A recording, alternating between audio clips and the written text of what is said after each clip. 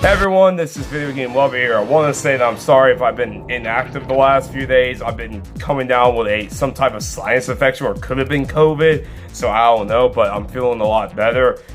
So I'm going to be doing more videos and shorts in the future. I've been doing TikTok a lot. Took inspiration of NES Addict. Shout out to you, buddy. But anyways, welcome to another episode of games that I finished for a month.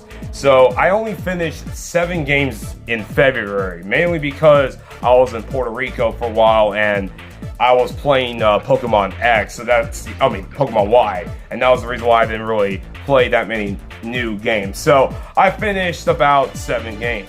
Let's mainly focus on the handheld stuff, and then I'll show off the other games that I finished. So I finished 4 Game Gear games. First up is Bugs Bunny's Double Trouble.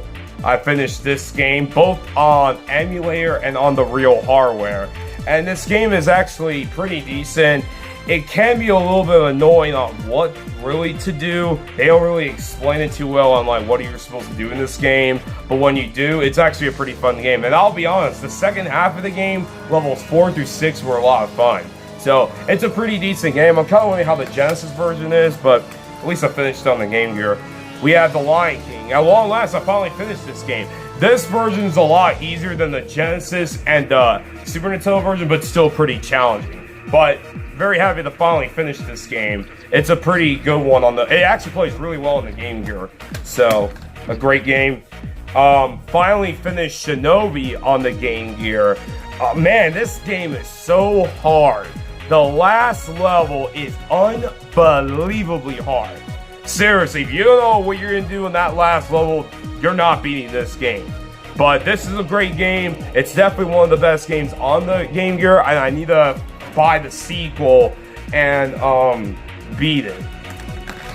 Now, the 4th Game Gear game I don't own. I was supposed to get it, but unfortunately some jerk in OfferUp didn't give me the game, so that whole Game Gear video never happened. So I beat Battletoads on the Game Gear. It's much easier than like the Genesis version, but still pretty challenging. The problem with that version is the controls aren't as polished as I wish. And one thing that's really weird about that version, the Turbo Tunnel, that version's Turbo Tunnel is the only one where if you get hit by the wall, you don't die. Really weird. So it's a decent version, but I thought the Revolution stage was really frustrating in the Game Gear version. I died a lot in that level. And I finished an Atari Lynx game, which, by the way, I've actually been finishing quite a few of them, especially for this month of March. But I finished Gates of Xenocon. Finished this game on my original Lynx. I don't have that anymore. I'm just mainly, now I have the Lynx 2, and I love this thing so much.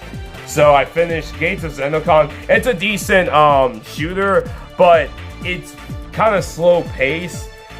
And if you want it to move faster, you have to play on hard mode, and hard mode is really hard. So, but it's still a decent shooter game, which I really enjoyed. And now, 2 PS2 games I finished.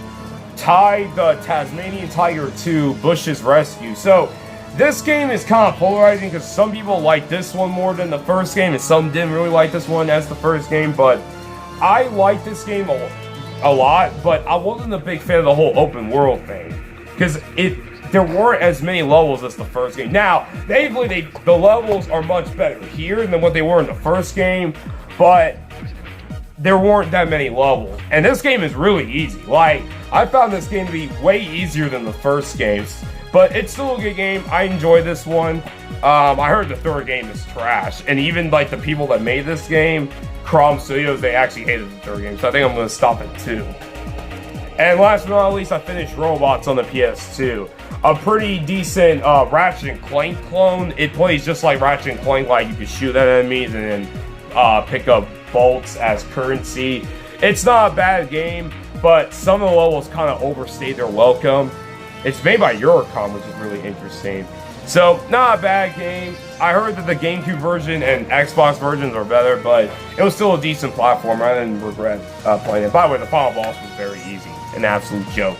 So So anyway, guys, that's all the games I finished for the month of February. March, I'm already beating a good bit of games. Catch you guys on my next video. Video Game Lover 58, sign out.